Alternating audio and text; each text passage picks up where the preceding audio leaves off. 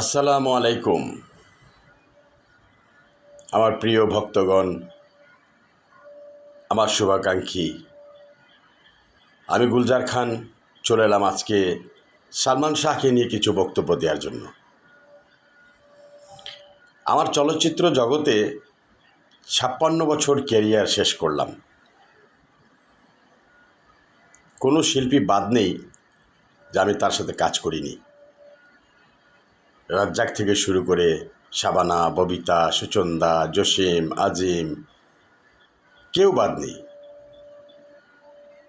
শুধু একজনই বাদ রয়েছে, সে কে? সালমান শাহ।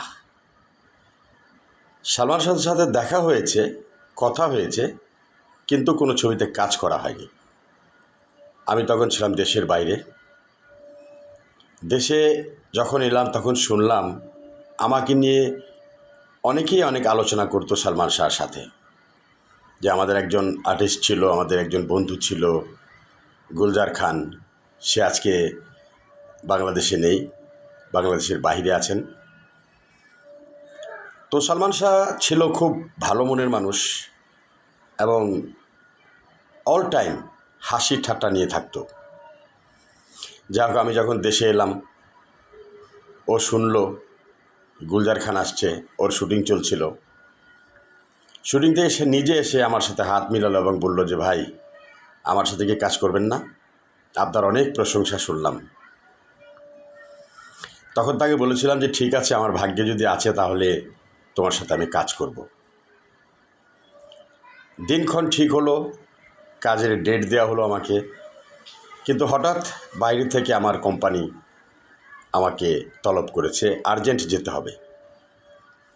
ওই কাজটা আর করা হয়নি। আমি বাংলাদেশ ত্যাগ করলাম। ওখানে যাওয়ার এক সপ্তাহ পরে জানতে পেলাম সালমান শাহ পৃথিবীতে নেই। খুব কষ্ট লাগলো। যে লোকটির সাথে এত কথা হলো, বুকের সাথে বুক মিলালো, আজকে সেই লোকটা আমাদেরকে ছেড়ে চলে গেল। এমনি করে সবাইকে চলে যেতে হবে, কেউ থাকবো না।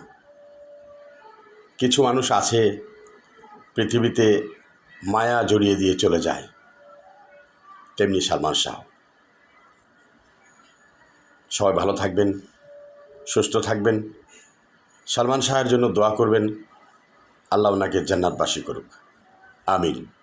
আমি গুলজার খান আজকে আপনাদের কাছ থেকে বিদায় নিচ্ছি। আবার আরেকদিন আসবো অন্য কাউকে নিয়ে। ততক্ষণ ভালো থাকবেন। আল্লাহ হাফেজ।